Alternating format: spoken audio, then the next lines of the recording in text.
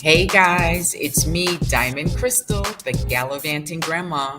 For those of you who don't know, I am a global nomad, travel and wellness influencer, and travel ambassador for Black women over 55 who are beginning a new life's journey, embracing peace and a life of ease. Welcome to my channel. Hey, it's me, Diamond Crystal, the Gallivanting Grandma, coming to you today to live up to my promise of telling you how I traveled Spain and particularly Barcelona on a dime. I have a lot of tricks up my sleeve, and I'm going to share just a few of them with you. And it works for any major international or domestic city that you are looking to visit. So we're going to get right into it. You ready? Let's go. As many of you know, I spent the last 3 months in the EU on a combination of house sits, as well as personal time. I really wanted to maximize that $598 ticket that I spent to get over to Portugal for the first leg of my visit, and I absolutely did. So I was in Portugal on a 23-day sit, which is a little bit shy of my normal 30 days. 23 days in the Algarve, and I'm telling you, it was just an amazing time there. The 3 weeks that I spent, I met some expat friends that I made on Facebook. I got acclimated into the community, and it was just amazing. So from the Algarve, I really wanted to see more of the country. I had a Facebook friend who invited me to the central part of the country, up in Lusa, in the mountains. And can I please tell you that your girl froze? It was cold up in those mountains, but it was absolutely spectacular. Beautiful. We had some great sister time. She's been living in that area for over a year, and it was time well spent. Can I please tell you that I even got the opportunity to consign some of the items that I had worn a few times and was already travel weary of carrying them around with me. So I actually consigned in the city of Simba. Yes, no, how you pronounce it? Quimba. Yes. So I'm going to post that up too. All right, so let's get into how I save money when I'm traveling. The first thing is that I do not stay in the city. I stay outside of the city. So Lusa is about an hour and a half outside of Lisbon. I went into Lisbon on the high-speed train on 2 different occasions from that area, and that gave me an opportunity to see so much of the countryside that you normally do not get to see when you go and, say, park it in Lisbon for 2 weeks, right? You're going to be in the metropolitan area, and you're going to be paying metropolitan prices. So the first part of my trip, like I said, I did stay with a sister friend in her palatial 3-bedroom apartment. So it was absolutely no stress, no strain there. And then I stayed in Quimba, which is a lovely seaside town outside of Lusa, so that I could then enjoy the cheaper rates as opposed to staying in Lisbon.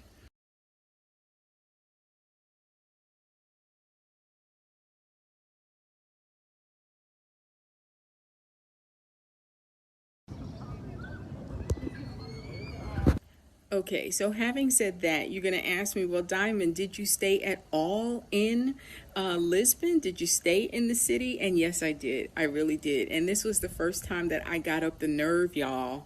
Your girl got up the nerve to stay in a hostel. I stayed in one, which was a female 6 dormitory hostel. It really was very nice. They had rooftop situation for drinks every night.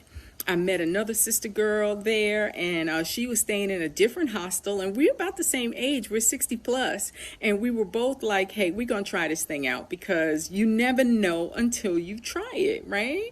So I stayed in one there. That was pretty good. It was pretty good.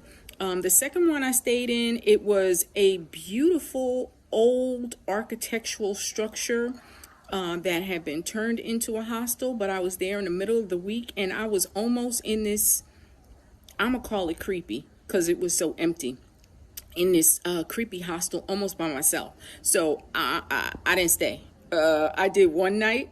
I locked the door. I put on all my security measures that I travel with. And I stayed one night, and at the crack of dawn, y'all, I got in the shower and I was out of there. Okay, so I'm gonna say that I'm proud of myself for taking the chance and trying on a hostel or two for size. Am I a hostel chick? Absolutely, positively not. That is not my preferred way of accommodations. Y'all know, first of all, I don't like to pay for accommodations. That's why I'm a 5-star house sitter worldwide, because I don't like to pay for accommodations. But when I do, hostel is not how I want to spend my money, even though the average per night per stay was $23. So if you are really that budget conscious traveler, then I would say try a hostel or two on for size. Find out whether or not it works for you. Again, I'm glad I did it, but hostel is not my preferred way of accommodations.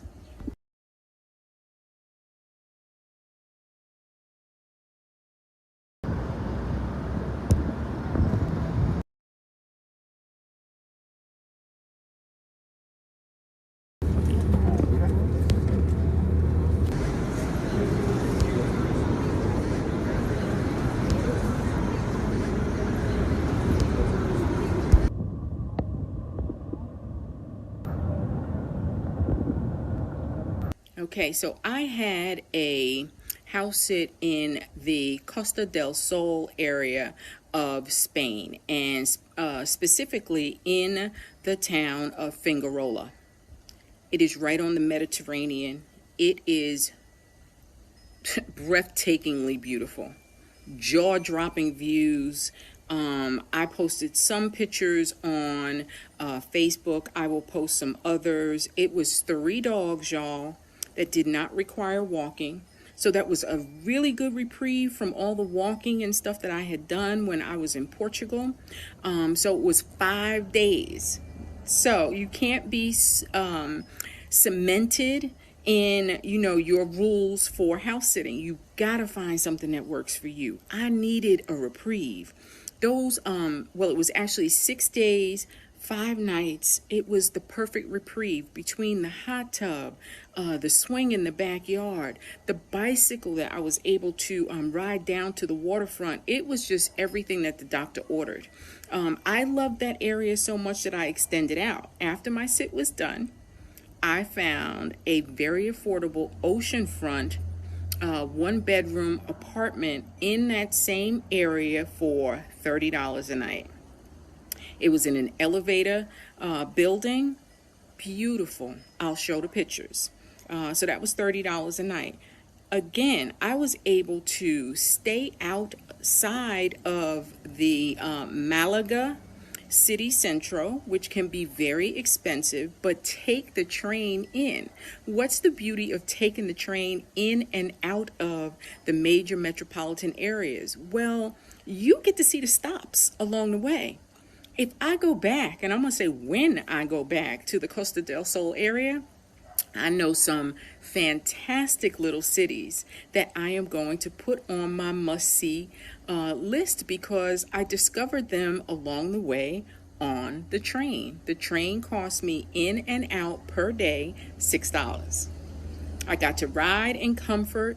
I got to, like I said, have beautiful views of the surrounding areas. I saved money by not staying in Malaga Central. And I did the same thing in Barcelona. So let's talk a little bit about Barcelona. Y'all, it was a trip.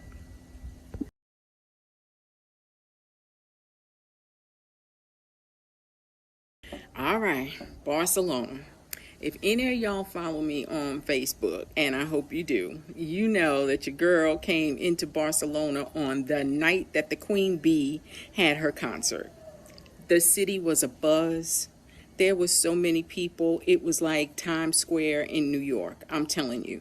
The sights that I saw that night, unforgettable. But the main thing was that I got in very late. I took the high-speed train from Fingarola to Malaga, and from Malaga to Barcelona. That took about 5 hours. There was a delay on the train, even though it was a very enjoyable trip. There was a delay on the train, and that might have been because of Beyonce's concert. So, listen, sometimes you just can't plan for everything. I got in late to the city, and I missed the last train out of the city because, again, I don't stay central. Because central Barcelona, first of all, it is busy, it is noisy, it's congested, and your girl is not really a city girl. So I stayed in a town called Sant Celoni, which was about a 30-minute train ride outside of downtown Barcelona. Again, the trains are clean, efficient. Unfortunately, when I got in, I missed the last one out to Sant Celoni. So I'm thinking, all right, well, I'm going to take the subway and I'm going to get the late night bus. Late night bus was not happening. Your girl had to spend 3 hours outside the train station waiting for the cleaning and sanitation to happen before I could get the next thing smoking out to Sant Celoni. But during that time, you know me, I meet no strangers. Struck up a conversation with a Ghanaian sister who has lived in Madrid her entire life.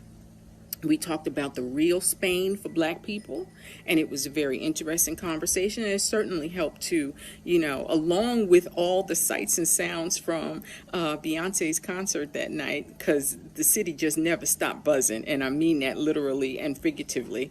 Never stopped buzzing that night. But between that conversation and everything going on around, it was a pleasant enough 3 hours that your girl had to spend outside the station. So as soon as that station opened up, we were like, okay, deuces, it's been good talking to you, exchanged information, and got on the first thing smoking out to Sant Celoni, which is a lovely little town 30 minutes outside of downtown Barcelona. My Airbnb accommodation was a shared accommodation in a 3-level home.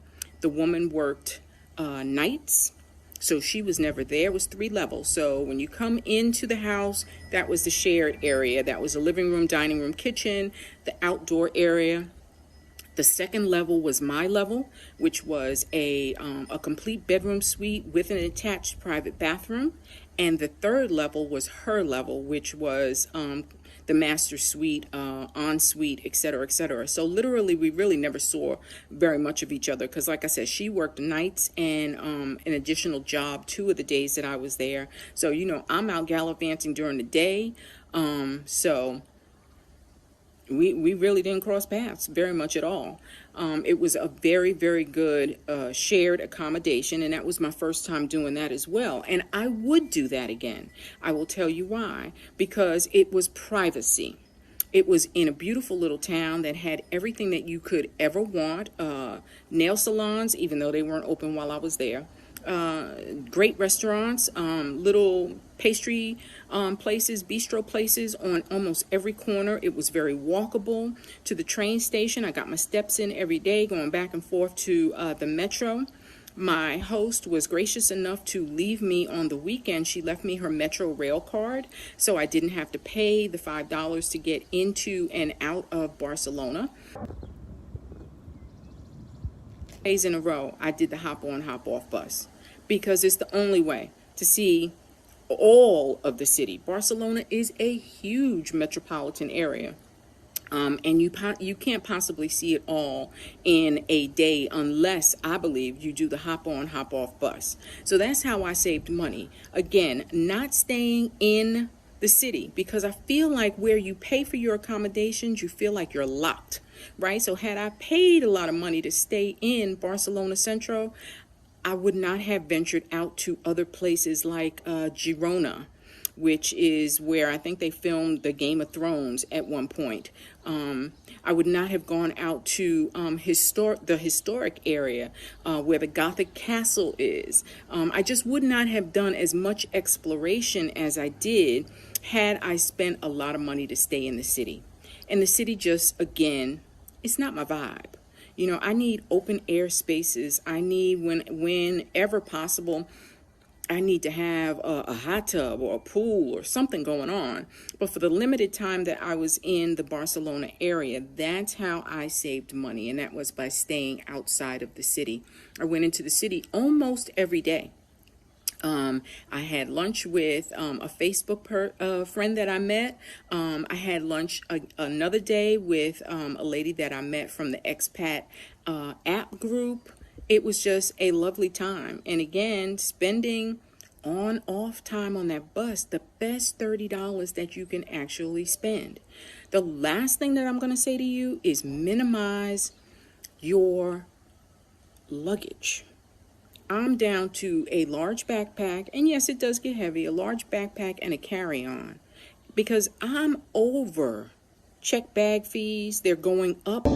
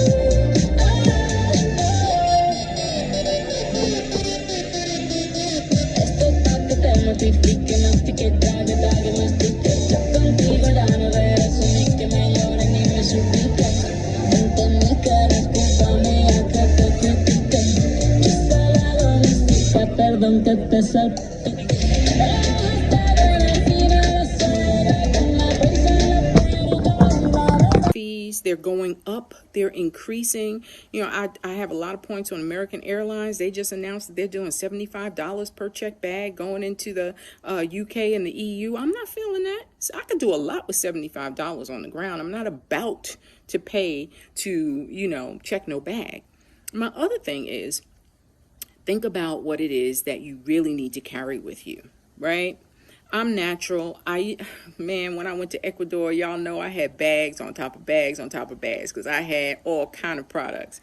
Now, listen, the avocado oil, the olive oil that I find in other countries is so rich and so pure. It does my hair and my skin really good.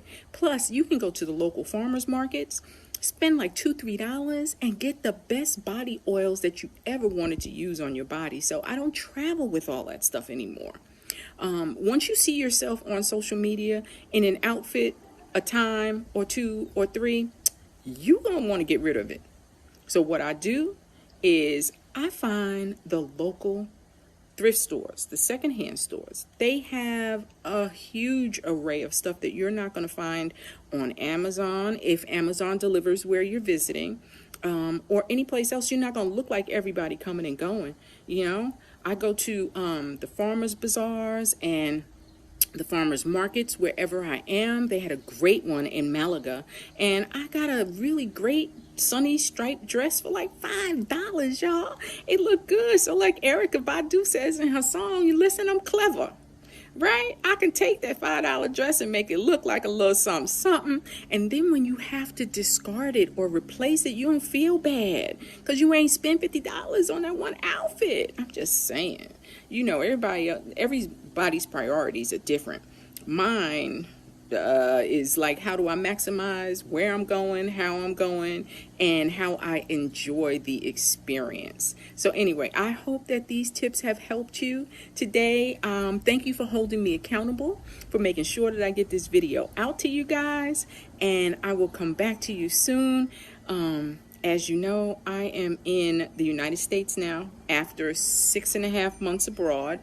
I am spending time with my littlest heartbeat, my granddaughter Layla. She is challenging me, y'all. She has grown in every sense of the word since I saw her in January. But we are now in San Clemente, California, just having the time of our lives before we head on up to Seattle, Washington for the rest of the summer. So whatever you guys are doing, create beautiful memories. Be wise with your coins. Maximize your travel dollars the best way that you know how, and paint the day beautiful. Peace and blessings.